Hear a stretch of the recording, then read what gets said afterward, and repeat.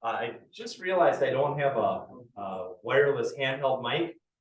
Can everybody hear me okay? No. All right. Yes, give me a handheld mic. But I will grab one as soon as I have a chance. I am so excited to share this day with all of you. And let's go ahead and get started. So we've got our Pledge of Allegiance and four-way test. We'll do a virtue reading and invocation, announcements, a new member inductions, and fellowship, and a dad's joke.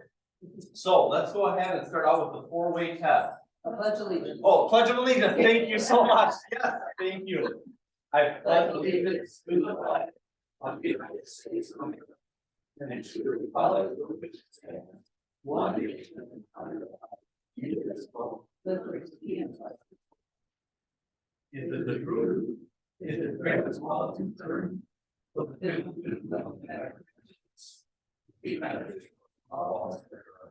Okay, so let's go ahead. Are you comfortable in doing the virtue reading without a microphone? Yeah. Okay, awesome. So go ahead and you would lead us in the virtue.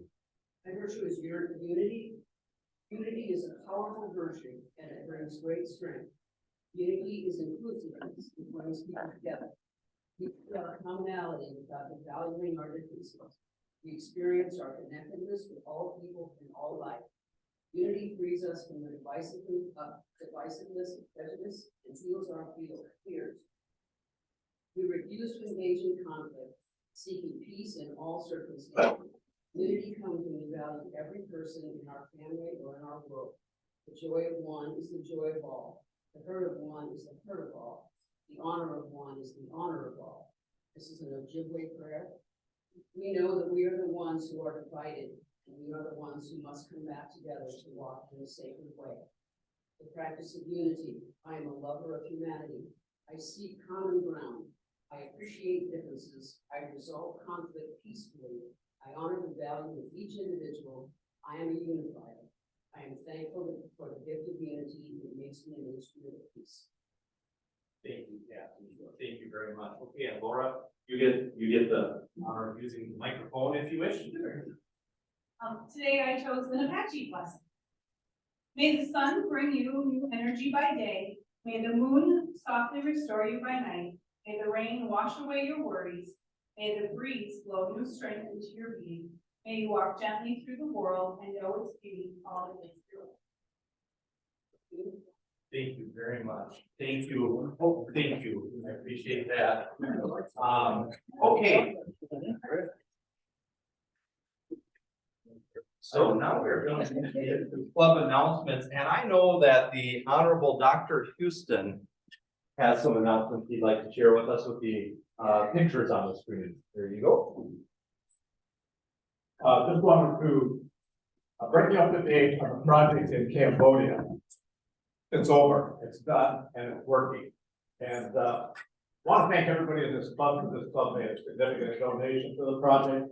And a lot of individuals went beyond that, and I want to thank them also a great deal. It's an awesome project.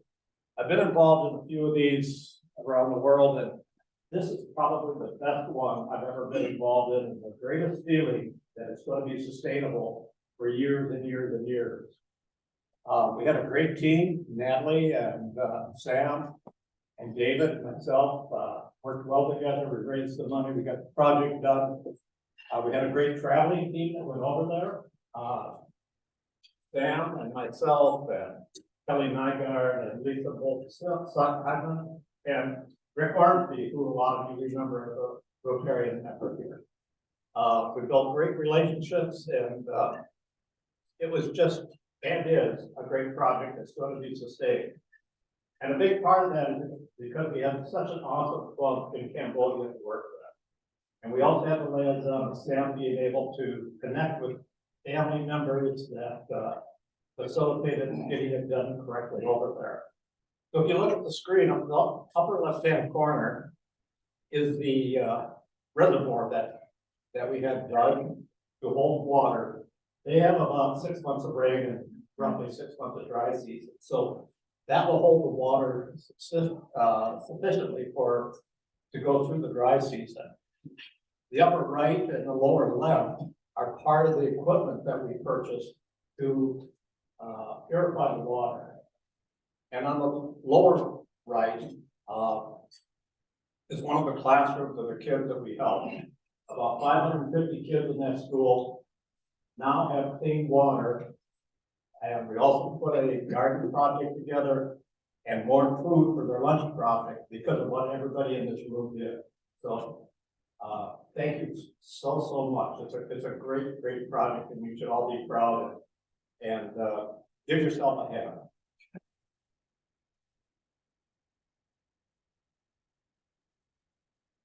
This week I sent, thank yous to all the people that contributed and, brought them up to date where the project was, both in our club and people from other clubs. And so, we're done, folks, and we've done good. So thank you. The other thing I want to talk about, the flyers. If you haven't seen them, there's a lot of them on the back table, so help yourself. Natalie took some home last time to put in different, conference rooms and things of that nature that she has access to. I would encourage you to do that. I've mailed this to every president in the district this week. And so something else that this club should be immensely proud of is this public image piece that Murray and Susie worked so hard to get put out. And so we're doing some really good stuff, folks, and people know about it. So thanks again. Thank you so very much.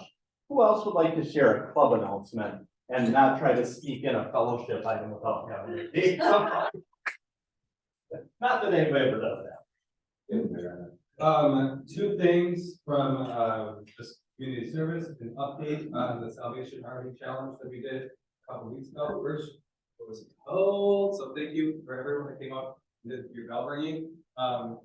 Second, the goal was reached. We had the goal to do $100 an hour between combined for both lessons like that. Each of us were up for 8 hours. We raised over $1,600.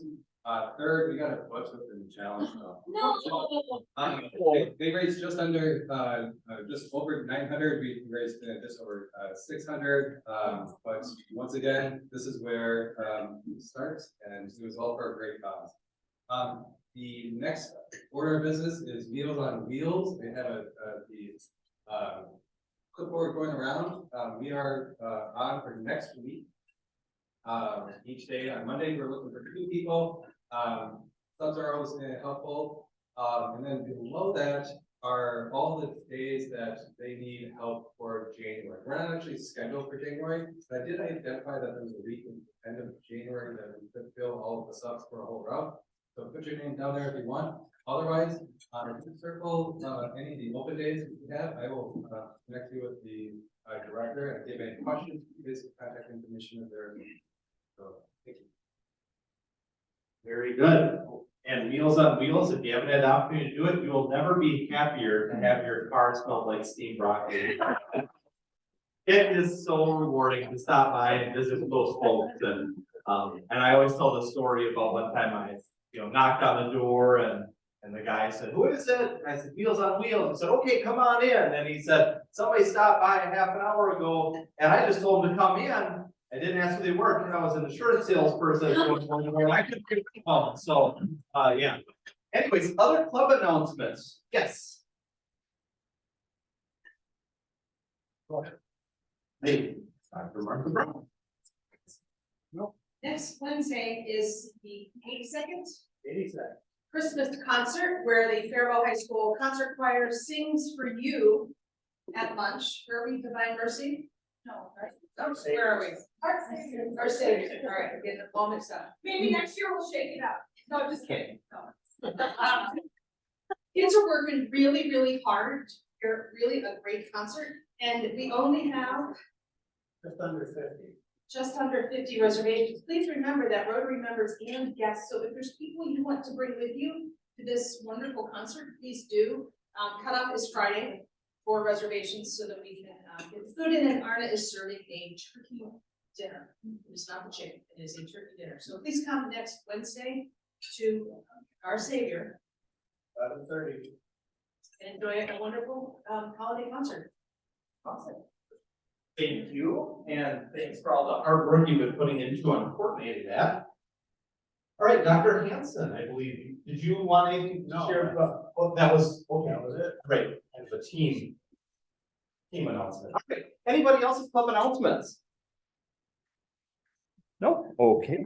All right, well, one thing I just wanted to share, and looking forward to this amazing tradition is, I'd encourage all of us as Rotarians to remember that there are a lot of folks in our community that are Christians, and also folks that celebrate different faiths or beliefs or things like that. So let's remember to make sure our environment is always welcoming to all. One of my favorite fortune cookies I ever got was, "You will soon become aware of your growing self-awareness," which seems like kind of a self-fulfilling prophecy, but I think it's important that we make sure we're always inclusive and everything to anybody who wants to join and be a part of what we have going on here at Rotary, as well as out in the community. We can all learn some wonderful things from each other and help make the world a better place, one connection at a time. So let's see here. Okay, now I will not jump into the dad joke because we have time for an extended.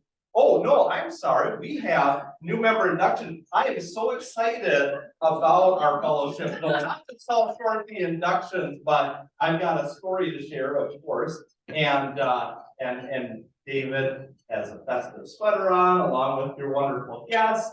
And if there was a contest, none of us would stand a chance. So let's go ahead and get to the new member inductions. Thank you, President Kurt. If I could invite everyone to join me up front. This is a fun meeting already, so.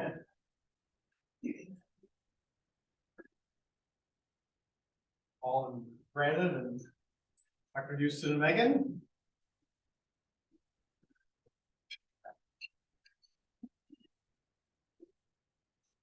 This is good. This is a good way to end out the year, right? A couple more new members. I don't know what our total count is. You happen to know that number, but we'll just suffice to say that it's a lot of numbers. It's a lot. So, fellow Rotarians, it's a joy to add new members so that we can continue to make a difference tangibly, locally and around our world. Today we welcome Megan Dallin and Paul LaRoche. You've been chosen to membership of the Rotary Club of Faribault because your fellow members believe you to be a leader in your vocation, and because you manifest virtues which fit the overall theme of Rotary, which is service above self. The object of Rotary is to encourage and foster the ideal of service, and in particular, to encourage and foster, number one, the development of new relationships in the club, leading to new and better service opportunities, and we want these to be fun. Number two, we want there to be high ethical standards in business and profession, understanding the ability we have to serve society through our unique professional talents. Number three, the application of service above self in personal as well as community life. And number four, and Dr. Houston's favorite, I think, the advancement of international understanding, goodwill, and peace brought about by serving alongside those across the globe we just mentioned today. It's awesome. So we charge you to judge yourself by the Rotary 4-way test, which we have right over here. Is it the truth? Is it fair to all concerned? Will it build goodwill and better friendships, and will it be beneficial to all concerned? So with that, my question for you is, do you, to the best of your ability, seek to live out the Rotary 4-way test? Yes, sir. Perfect. So let us inspire and encourage one another through Rotary to become a more virtuous people. And we can inspire again while we have fun. I'll ask everyone to please rise. the name of the Rotary Club of Faribault, and now formally induct you into our club. Please welcome Megan.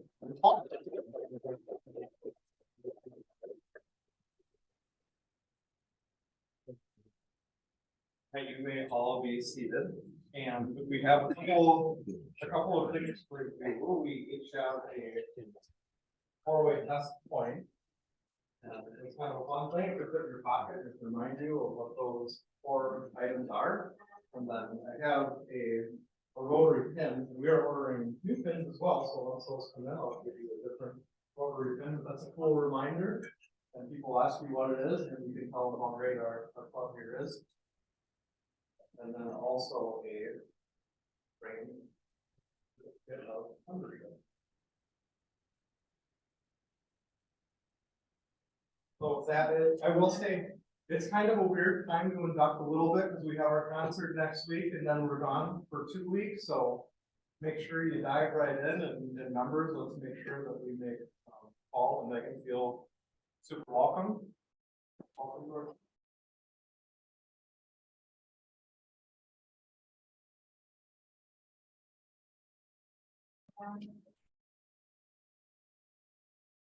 Thank you. Okay. While they're doing photographs, seeing those frames reminded me of my grandpa George on my mom's side out in Tracy, Minnesota. In his bedroom, he had a framed picture on his dresser of a boy in a Cub Scout uniform that kind of looked like me, but it was the picture that came with the frame.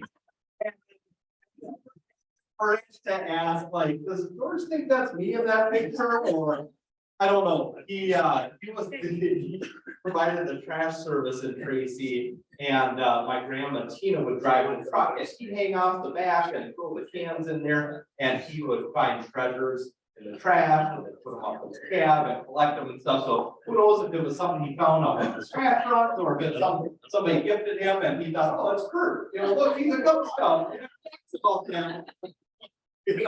I don't know, unanswered questions, but I'm also very happy to share that Murray had just informed me, with the induction of these 2 wonderful new members, we have hit 79 members, which according to everything that Murray has found in his extensive research is a club record. Wow.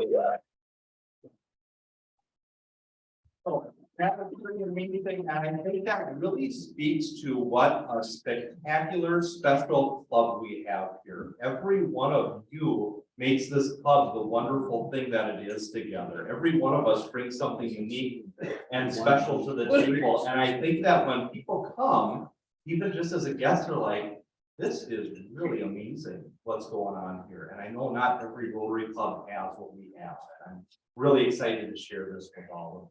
So without further ado, let's turn it over to David for introduction of guests and some fun fellowship. There you go, sir. Thank you, Kurt, and I love your intro into it with a nice story about your family. And we don't have a presentation today, so you all are a presentation. The idea came up and to probably share some good Christmas cheer and Christmas stories that we have with our family.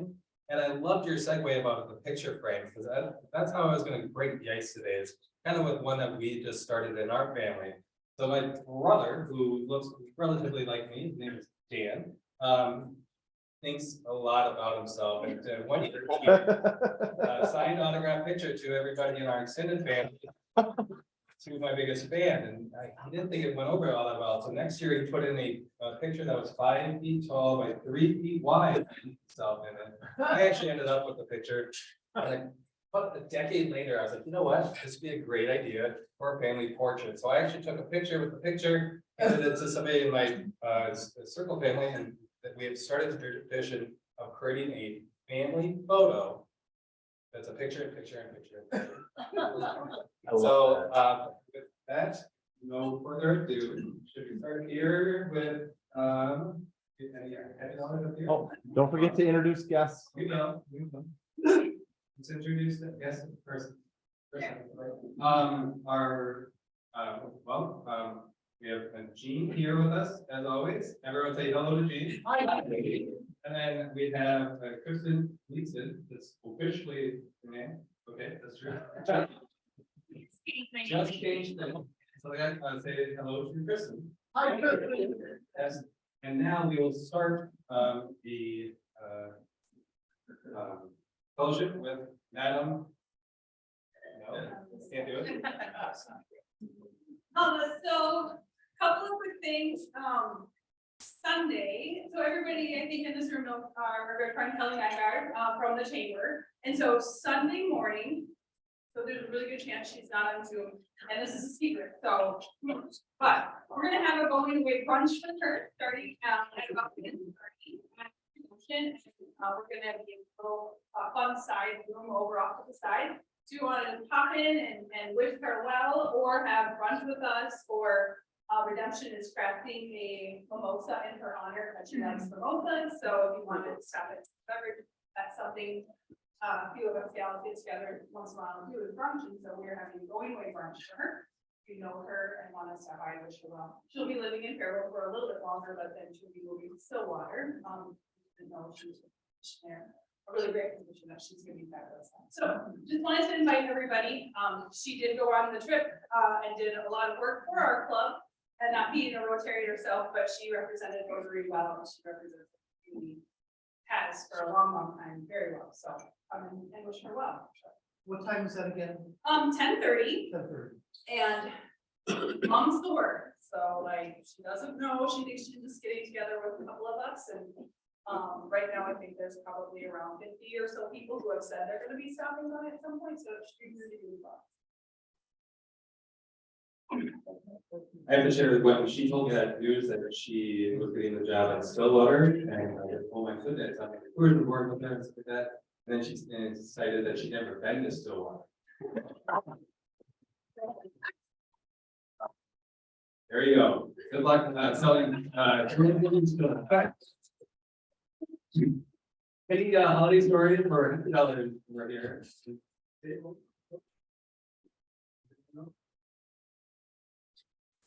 No.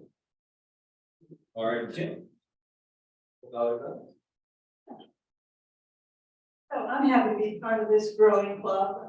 It's wonderful to see the membership growth, and in kind of a twisted way, I'm gonna take a little credit for it, because I know Dr. Houston is the driver of a lot of the new membership, and I invited him to join the club.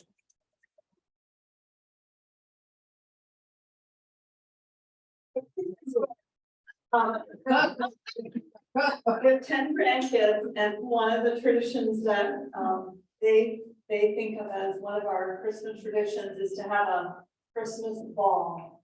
And not the kind where you dance, but grandma makes me this giant saran wrap ball full of toys and candy and money and some treats, and with 10 grandkids that range in age from 21 to 7. You got a lot of different things in that, you know, some of them want gas cards, and they don't think $1 is a big deal. Like, oh. That tradition is when it's over and they all start looking at their stuff and they recognize that they have something that someone else might want. And so they start one, hey, Uncle Jim, you might want this, or hey, and they trade and they negotiate and that's the part that I enjoy. They really connect with one another that way. That's my Christmas story. Gentlemen, anything to add? All right. Well, my story about Christmas relates to the Fairville Rotary Club. I might have told this story before, but we were meeting at the Lavender Inn, meeting just like this before Christmas. I was going to play Santa Claus. I had played Santa Claus in downtown Fairville quite a bit for a while. So I decided, well, I'll do it. And I got a hold of the president. I said, I'm surprised when I'm telling him to play. So I went upstairs and sat down with him over there, and I looked over, and who was there? But in real life was Angie Dickinson. She was here with Janine Sahagin, who was our president, She was visiting her daughter who was at the Wilson Center at the time. And I went over to her table, I knelt down in front of her, and I said, Angie, I'm gonna surprise the club, I'm gonna be talking to Santa Claus. Would you mind if I came over and just made a few comments for you? If this was with you, that'd be very fine. Thank you for asking. So anyway, when the meal started, I went downstairs, got my suit on, and got all decked out. And I came running up the steps and ringing the bells and stuff, and walked over and grabbed a couple guys and rubbed their hair and asked if they didn't do a boy and stuff. And as I'm standing here on the other side of the table, on the other side of the room, I said, oh my goodness, look who's here, little Angie Dickinson. And this was all strictly right ad lib, I didn't know what I was gonna say to her. So I walked over to her and I said, Angie, I said, good to see you here, but I said, Santa's got a real problem. And could you help me with it? She said, Santa, I'm glad to help you, anything you want. And I said, well, here's my problem. I said, I'm gonna be out in New York, and by the time I get out to California, where you are, you're gonna be sound asleep in bed, aren't you? I'm sure I will. I said, well, what would you like, Santa? And I said, well, what I'd like to have you do is have some cookies and milk for me. And she laughed, she said, I'll do anything for you. And anyway, we got a good laugh about it. I got a kiss from her, and I got a picture of it. I didn't bring it along with me, but I've got a picture, an 8x10 picture, somebody had taken of the two of us there. So that was my big remembrance of Santa, thanks to Rotary.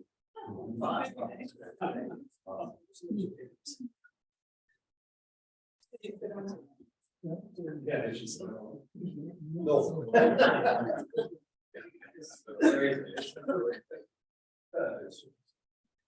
I just have a couple $50. One of them is just $50 because after today I'm done with my semester at school. Well, I'm very excited, very much needed break. So that's exciting. And Christmas related, it's my first Christmas with my house. So I put outdoor lights on my house this year, which was kind of fun, and it was just nice to do. I could decorate my own house, which is kind of exciting. And then let's see, my favorite Christmas story, or well, my favorite like tradition in my family, when my dad was still alive, was every year when we were decorating the tree, decorating the house for Christmas, all he wanted to do was have a Christmas Story playing in the background. It was an absolute favorite Christmas movie.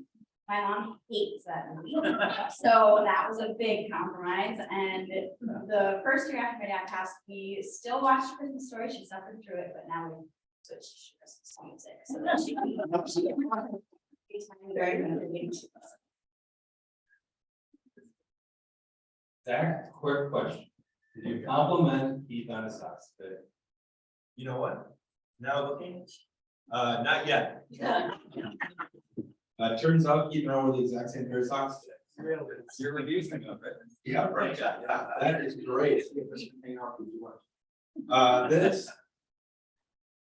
I'm pretty excited to make an announcement, and I hope that it's received well, and that you think about, hey, how could this play out in our business and our organization?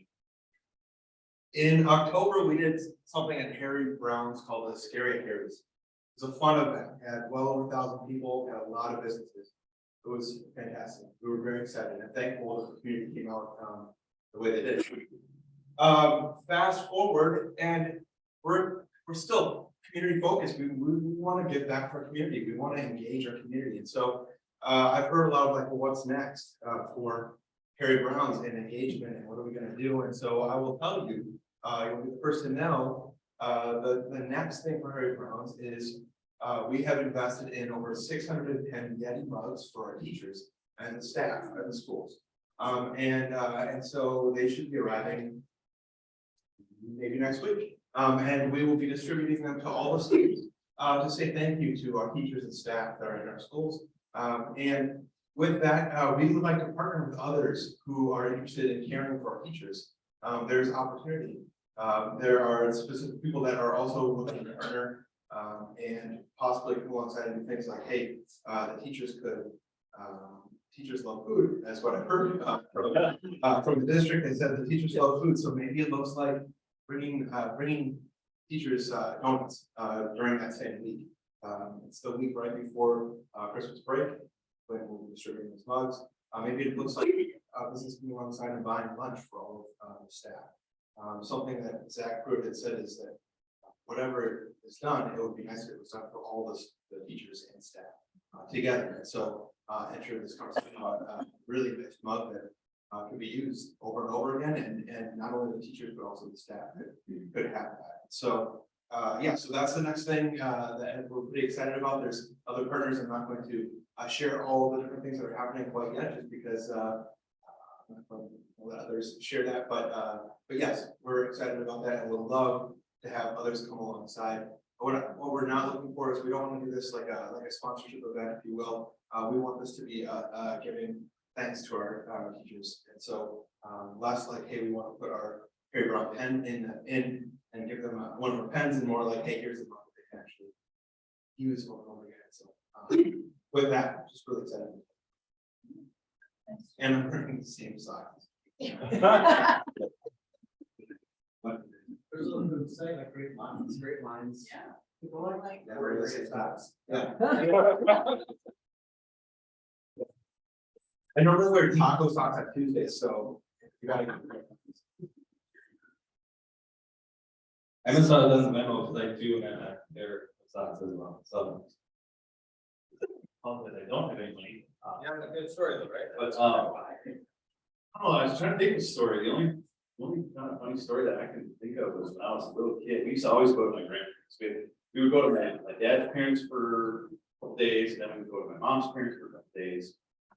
And I remember one year we were at my mom's parents, and they have a little house in Ludington, Michigan, South Washington Avenue. So we're in their little living room, just a little house, a couple bedrooms, and I mean, so there's 5 in our family, plus my grandpa and my uncle live there, and so there's a lot of us crammed in that house.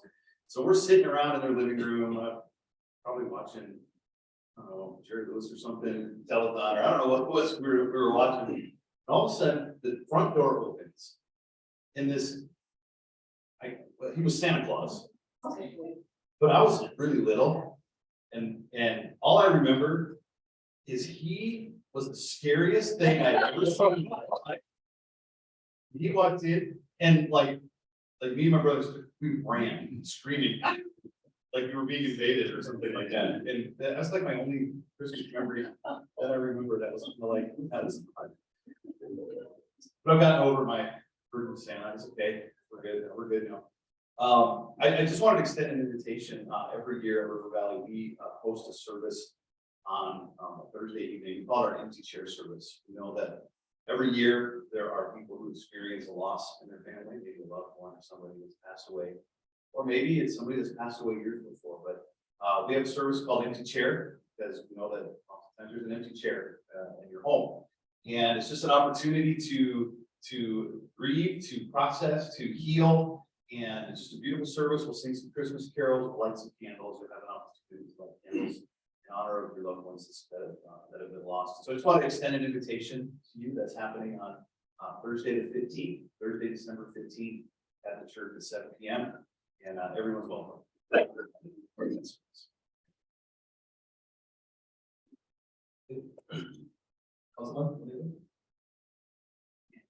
Back table. Okay. My story's not funny. I wanted to say that I want to thank all of Rotary for what we do and the community for the community.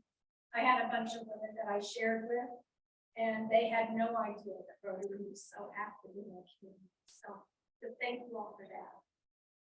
And then I put that out already. But in my family, my dad, we were on farms, and there were like 5 guys that had to carpool and start making more money than what we could do farming. So they went to John Deere, and my dad worked at John Deere for a long time, and every Christmas he got laid off. And he tried to work at Butler or somewhere else. But normally he was laid off, and he would say, well, you have $7.50 we can do for this. You decide how you want to spend it. And so we got to pick out our gift every year. But one year, I remember he thought he'd get seniority and he was able to stay. And he came home and he was so kind of sad because he said, there's so many young guys with lots of kids. You kids are all grown up now in high school. How would you feel if I gave my place to the younger guys so they could fight for this? So we always treated that as the best.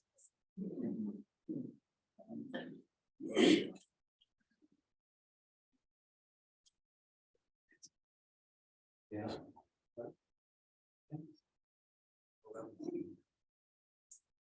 I grew up in Canton at a small church called Cole. And in the seventies, we welcomed a new pastor who was John Hagan. Many of you probably know him because he came in here for many years. And we came from having a soft-spoken pastor to a man who had a voice just larger than life. And he played the great Santa. So I had my little nieces that he came and presented himself one time to our home. We had sleigh bells outside and they, what is that? We were so excited because we hadn't had kids around for a while. And he comes in and knows her name, of course, and does his great presentation. And as he's exiting and we're like, wasn't that magical? My little niece goes, Santa sounds like Pastor Hagan.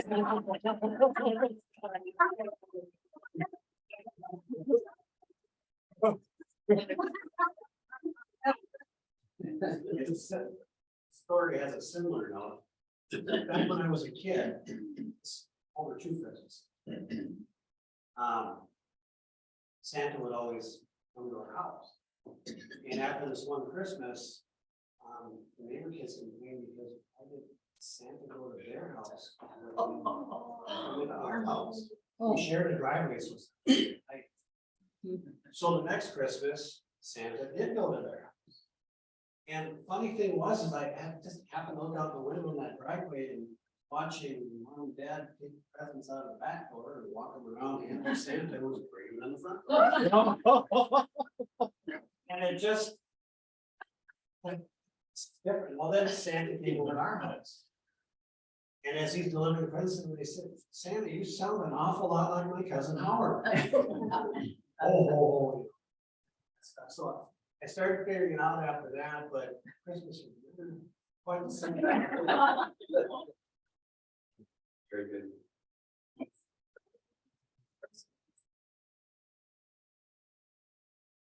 My grandma hated having older grandchildren. She would try to make giving us cash fun, and she would give us a $50 bill and a puzzle box.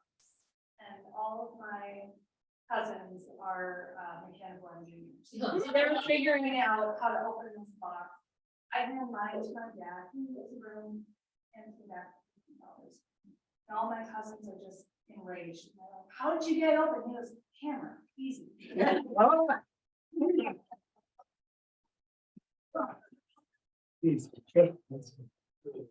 All right, we'll go around the horn here. Yeah. Just got back, a trip with my husband, an early celebration, okay, not yet, but we celebrated early our 60th wedding anniversary. Oh, my goodness. Which will be in July 6th, so. Wow. Yeah. But he is a keeper, so. Okay, I have some kind of weird stories, but one is, the best Christmas present maybe that I ever got, but the kids were little and we're all sitting on tree and we gifts, and there's this nicely wrapped box from Bob, and he's my husband, and I open it and it's a kitchen spatula. And I'm like, oh my gosh, I've got to be adult about this. I want to cry, you know.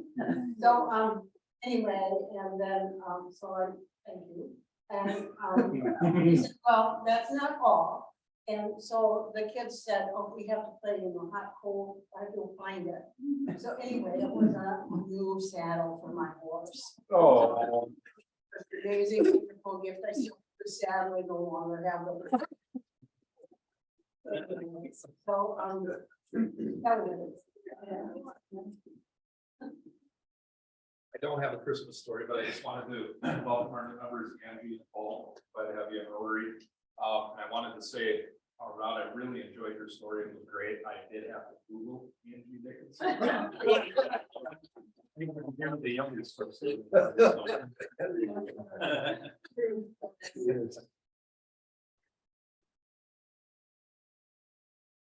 I've got $1 for each of our new members. And I've also got $1 for Kelly and I. When we were in Cambodia, Kelly became my personal shopper. And so she'd come back with something that she purchased, and I thought, oh, this person was like that. And so anybody that got things from me, none of you, I guess, but got them because of Kelly helping me out when we were in Cambodia. My favorite Christmas story, I think, my late wife Wanda and I would make a decent contribution to an organization called Pepper Project. And if you're familiar with that, that's an organization that provides animals to people in countries like Bolivia. I worked in Bolivia with some Indians that had gotten some cattle from Pepper Project. And what they do is that they furnish an animal to them, and the first offspring then goes to another family. And so they're providing a food source to these families. And so we make a donation to this organization, and then they have a catalog. And we cut out a little picture of a little boy with a rabbit, or a girl with a lamb, and from these underdeveloped countries. And we give each kid a picture like that, and let them know that they helped these kids have a better life. And that got to be, that got to be a really big deal. And those kids learn the value of sharing, and what I think the true meaning of Christmas is. And now we're doing the same thing with my adult children now. We make a donation to a nonprofit that we have that's important for us, and it's really a nice feeling for us. Dick, what was the name of the organization? Pepper Project. They've been around for a long time, and worked in Bolivia and also one other country. No, Karen was giving money to Interval International. What? No, wait a minute, no, Pepper International. That's definitely it. Okay, I send a check to them every year. Wow. Yeah, they have worked with the Christian Veterans Mission. That's how I got involved with them. It's a great organization. It is. They've been around a long time, and they use their money well. I have a few things to share. And then I hope I get it all. On the tables, I brought a number of, our church bought a bunch of Advent devotionals and we gave them out to our congregation. I have a lot of extra ones. I brought them here. I hope that you'll feel free to take one of those home and some soulful reading during the Advent Christmas season. Second thing is, Rebecca and I are having an open house at our home on the 31st of December from 1 to 4, I believe. We'll make sure that is in the. Oh, because what if we show up at the start time and it's actually 2 hours later? I won't panic. Yeah, that would be a disaster. Yeah. There's one other thing that I was gonna mention. Another thing is that your $800 matching 4th Avenue's $800 toward the Falcon's Nest made a great difference. And we'll be sure to have somebody from my church come and thank you in person and share a little bit about that story. The last thing I want to share is that, Christmas story. So I remember when we were young, we would go to visit grandparents during Christmas time. And I'll never forget the day that we got up in the morning, and my mother said, since we're gonna be at your grandparents for Christmas, I called Santa. And he's coming tonight. And sure enough, he did. It was an amazing thing. My mother had incredible power.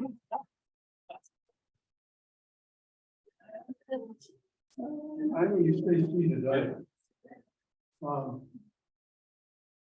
couple of things. I have a practice of always having an excuse before I make a mistake, okay? Or do something that's not responsible. And one of those things is that I don't watch my emails very closely, because my emails are in my office. My office is not in my house. But anyway, about a week or two ago, Murray Hanson said, stop sending you email. I just want to make a comment. Murray is one of our, I think, unsung heroes. He's been watching the emails. I don't know how long you've been doing this, Murray. It's been a long time. How long, you know? 5 years, 10 years? Yeah, and he does it every week, you know, and I think we should appreciate that there's a lot of unsung heroes in this club. Murray is certainly one of them, and I want to thank him for his consistency and responsibility for following through that every week. That's all.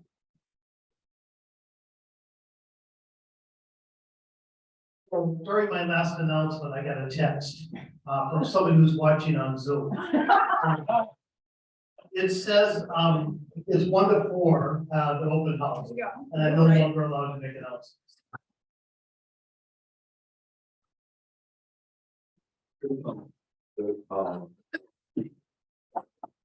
And one more thing, I will make a commitment to get my computer from my office to my house this year. All right. Sometime this year? This year? Lots of time. Okay, a few bucks there, one, on our record breaking 79 members, that's awesome. Yes. To our new members, and I love your zinger, Kim. That was awesome.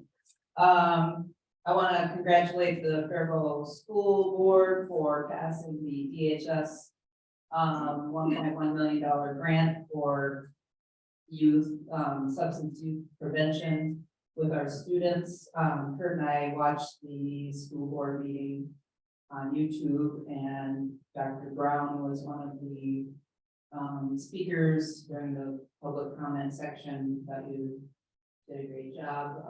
So I'm just really pleased with that. Met with Gail Cadwick earlier today to talk about scholarships for the healthcare career pathways with our Faribault students coming to South Central, and building that pipeline of future nurses and other healthcare providers to stay local. So we're doing good work there. And we met Kurt's birth mom and her husband over the weekend, and they're just really fabulous people, and happy that our family's growing. Oh.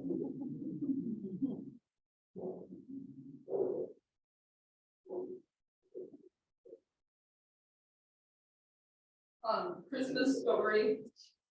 If you weren't here for my hospitalization. I'm a 5th generation Texan.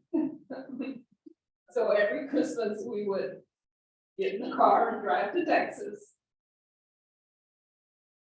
and see my mom's parents and her grandparents, my great grandparents. And one thing that I always looked forward to was my great grandmother's chicken and dumplings meal that we made. Sorry, cooking at its finest. And I'd always watch her making that meal in the kitchen. And I committed it to memory, and I continue to make that meal for my family. And I made it yesterday for my parents who are staying with me after my mom's knee replacement. I'm really tired. Emotionally exhausted, so forgive me. But that's my Christmas story. Will you share your recipe? Thank you so much, Natalie, and that chicken and dumplings is absolutely amazing. It's wonderful to think about how food can be such a powerful connector between generations. You know, we all eat, and food can be a pass down a tradition culture, a way to connect with others, and it's something that continues to live on. So thank you for sharing that with us. So I've got a few bucks too. One for all of you. This club is so very amazing, and I appreciate everything that every one of you do. It's really wonderful. A buck for meeting my birth mom, and Natalie and Harper were able to be a part of that. It was really special. And after we left, I said to Natalie, it's like talking to a longtime friend. Just instant connection. So glad that Natalie and her mom could be a catalyst for that. And then my Christmas story, I'm sure I probably shared this before with you, so please bear with me if you've heard it, but back in the 90s, let's go back in time to the 90s, and growing up over in Waseca, it would have been in the, I don't know, early 90s, my parents had started to go through some tough financial times. And we had made quite a few adjustments to our lifestyle and everything that kind of shook things up. And for me at the time, a teenager, you're kind of in that transition period in life where you've got one foot in still trying to be a kid and one foot wanting to be a grown-up, and you're trying to figure out who you are, and whether you know it or not, you might kind of crave routine and consistency, you know. And so a lot of our holiday traditions were kind of shaken up during that time, and we weren't able to put up a tree because of our tight living situation and things. And so one holiday tradition I always look forward to was being able to go visit my grandparents for the holidays out in western Minnesota. And I know Erica's got roots in Canby, and that's where my dad's parents lived. And if you have ever been out to that side of the state, the wind blows all the time. All the time. And my grandpa Gordy used to say, it's not the end of the world, but you can see that from there, right? And so that was Canby. And then a little ways east of Marshall was Tracy, where Grandma and Grandpa Quigley lived, you know, George with the picture of the Cub Scout on his dresser. And so it was 1995, 96, it was Christmas of 96. And we were just about ready to leave Waseca to make the trek out, first to Tracy, to spend overnight there, and then the next day we would go to Canby for the Christmas holiday. And I clearly remember standing in our kitchen, looking at our little tiny TV at the weather report, and my mom and dad were like, ooh, it's looking like some pretty nasty weather. And I was like, oh, can we please go? I really, really would love to spend Christmas with the family. And they were like, okay. So we headed out, and when we left Waseca, there was just a few flakes coming down, but the farther west we went on Highway 14, the more and more the snow was coming down. We passed Sleepy Eye, and when you go through Sleepy Eye, there's a big sweeping curve. And when we got past that curve west of town, we had to pass a county snowplow. You know, things were starting to get a little treacherous. By the time we got past, let's see, I can't think of it. The next town might have been Springfield. We were starting to hit snow drifts with the car, you know, big plumes of snow coming up, right? And then we passed through a town called Lamberton, and there's not much in Lamberton. There's a great big grain elevator and a co-op gas station and maybe a bar and grill and whatnot. But we passed through Lamberton, and when you get past Lamberton on Highway 14, the road dips down. There's a small bridge that goes over a creek, and then it goes back up. And when we got to that bridge, there was a semi that was jackknifed blocking the bridge. So we thought, okay, we better turn back around, go back to Lamberton. By now it was like 9 at night, right?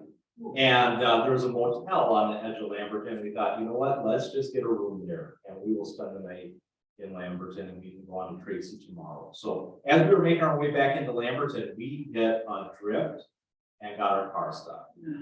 And we could not get it free. We tried everything that we possibly could. And we finally admitted defeat and thought, this is where we're going to be for the night. We could see the lights of town through the blowing snow, but they always say, never ever leave your vehicle in a blizzard, right? And so we decided we were going to stay there. We got our sleeping bag with and treats and stuff. So we knew we'd be okay for food. And so, you know, we started out the evening kind of just telling stories and talking and whatnot. But as the evening, you know, went on, things started to get kind of quieter. And at one point on the radio, we heard that the highway was closed to all traffic. And so we thought, well, here we are. And, my dad knew he didn't have enough fuel in the car to let it run all night, so he would turn on the car every once in a while, let it run, get a little heat going, and then shut it off, and it was an older car to begin with. And so that was the way that the night went, and as the night went on and the temperature dropped, the windows started to get that really heavy coating of frost on them. And before we knew it, the sun started coming up, and you could see it getting lighter outside through that frosty window. And every once in a while, my dad would flash the lights on the car, hoping that somebody from town might see us. And all of a sudden, we were just sitting there in our car, and we hear a knock on the window, and it scared us. And my dad, you know, the power windows didn't work, so he opened the door, and there's a guy there, and he says, "Do you guys need a ride into town?" And we said, "That would be awesome." And so it turns out that that co-op gas station on the west edge of Lamberton is where the farmers would go in the morning to have coffee and solve the world's problems. And this gentleman had just turned the corner to go to that gas station, and he saw our lights flash. And so he drove out in his four-wheel drive truck and gave us a ride into the co-op. Now, keep in mind, at this time, we had no cell phone. And so my family, our extended family, had no idea where we were. So the first order of business when we got to that gas station was to start calling our family and letting them know we were okay. And so while my dad did that, I was telling the story to all the farmers and people in the co-op about what had happened. And this gentleman, you know, heard the story. He says, "Hey, you know, I've got a place just a couple blocks from here. Why don't you come over to our house? My wife will make you a little lunch," which is what they say out in western Minnesota, a little lunch. And you can get cleaned up and use her phone and everything. And so my mom and I went with this total stranger to his house where him and his wife made us feel like family. My dad went with somebody that had a tractor that was able to pull our Buick LeSabre into town, and they arranged to have the car brought into some kind of a heated garage, only to discover that in the night the head gasket had blown. The age of the car, the mileage of the car, and the value of the car dictated that it was not worth fixing, and so my dad sold the car for scrap for $100 there. And when you're in a tough financial position, you know, to lose a car like that is difficult. So when my dad got a ride to this gentleman's house we were staying at, the fella said, "Well, I've got this Crown Victoria, I only drive in the summer, why don't you guys take that, and you can just give it back to me." Yeah. So once that was all done, we loaded up into this Crown Victoria, this maroon car with the Landau roof and the bluer seats, that we headed over to Tracy. And I'll never forget just how powerful it was to be together with family, and how meaningful that was for me.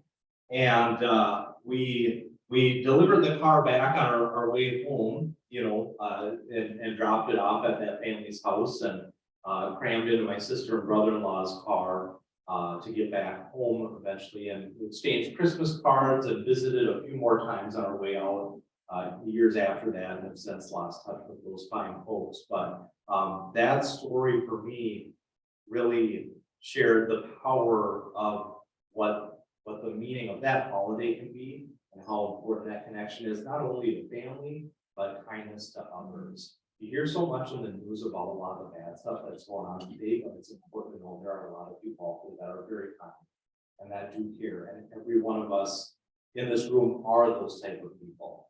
And we have that ability to make that impact on others. Sometimes it's just a gesture like holding the door open for somebody or giving them a simple compliment. Other times it can be something much more powerful.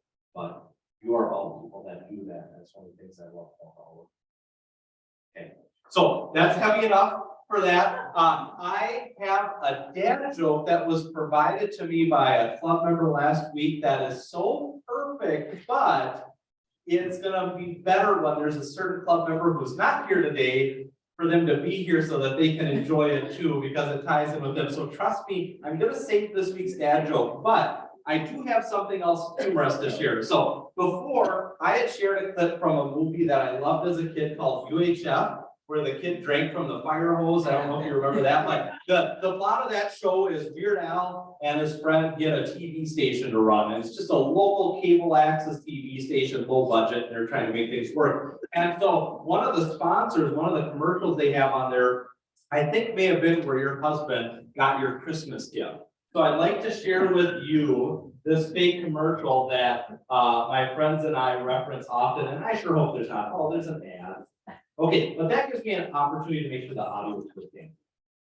The audio is not working. Okay, hold on one second.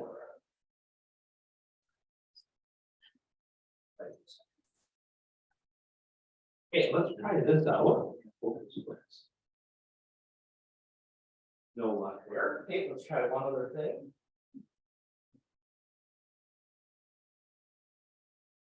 Hope I'm not building it up. Okay. Is there anybody else in the audience that might have tips on how to get this sound going? Are you sure that commercial has sound? Oh, maybe it doesn't. Yes. Well, while you're fiddling with that, Yes, I'll just make a comment about Karen's farm was out between Lucan and Walnut Grove, Highway 10. really? Yeah. Oh my I know that area very well. Yes, absolutely. Yeah, we were right by there. And one other thing, the road that went by her farm was about a mile east of the Highway 10. And they never even tried to plow that north of her farm, because they always ripped it up. They could get it open up to the farm, but that was as far as they could go. Because just the contour of the land and so forth, you could, the drift, you clear the drift, next day it's the same way. Yeah. Thanks for sharing that story, George. It's always fun making connections with people that are familiar with that side of the state. My mom and I always joke that all roads lead back to Marshall. Everybody's got a Marshall section of some sort.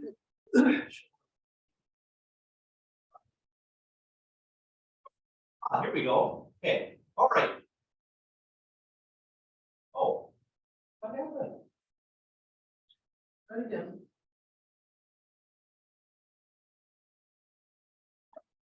So close. Y'all heard it, right? Yes. Yeah. Maybe it'll work in small screen.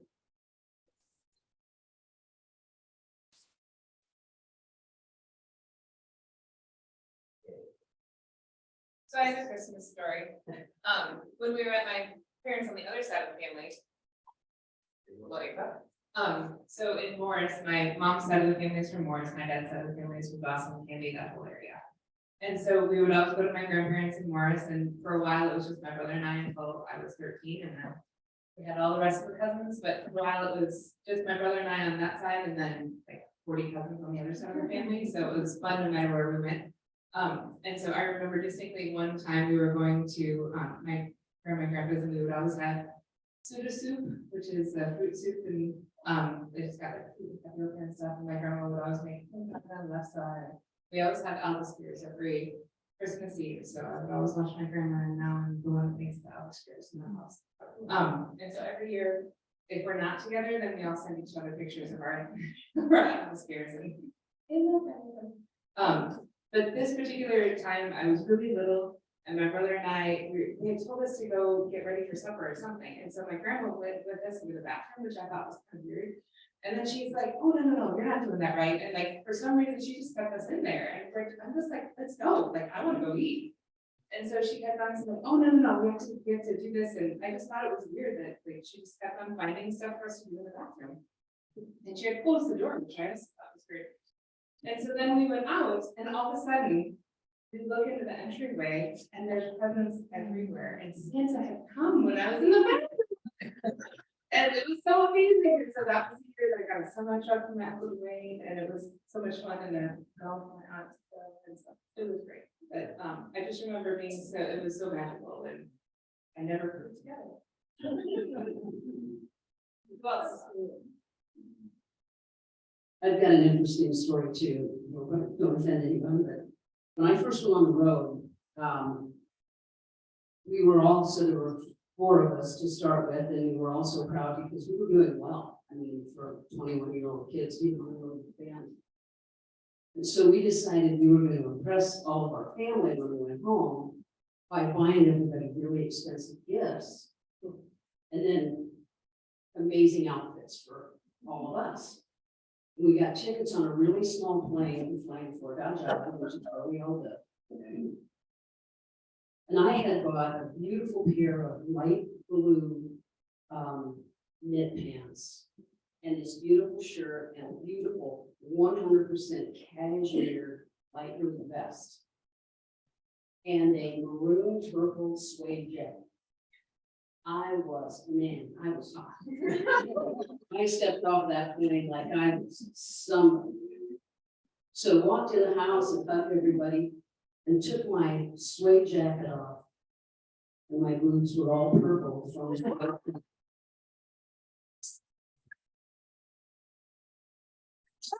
needless to say, don't be full of yourself because you can become very good. I kept the jacket on the whole thing that I put on. And I think I threw the vest away. It probably cost me a fortune. Anyway.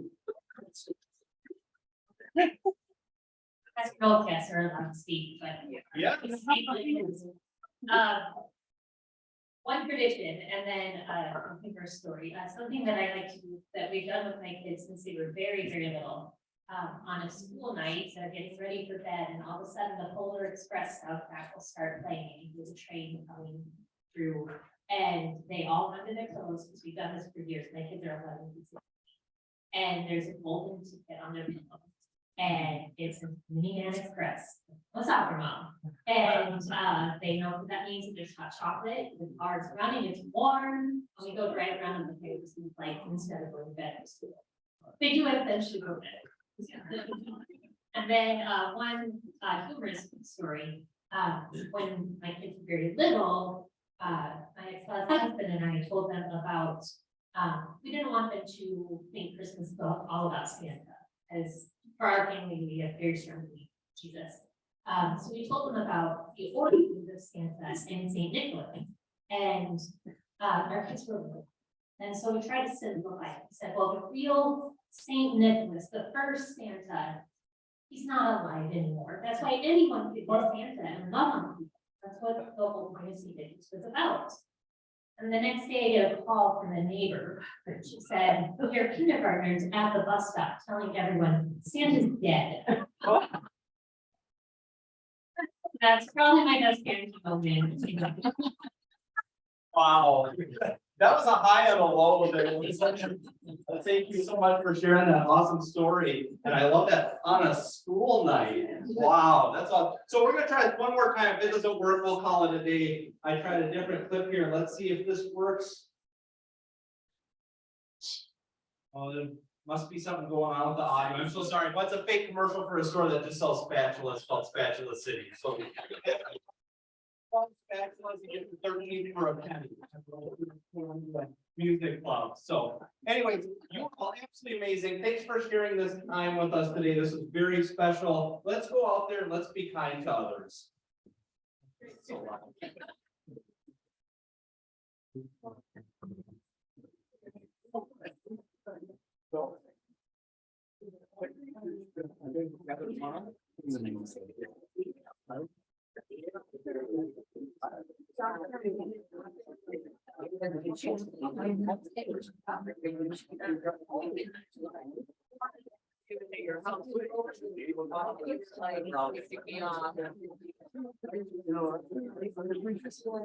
yeah.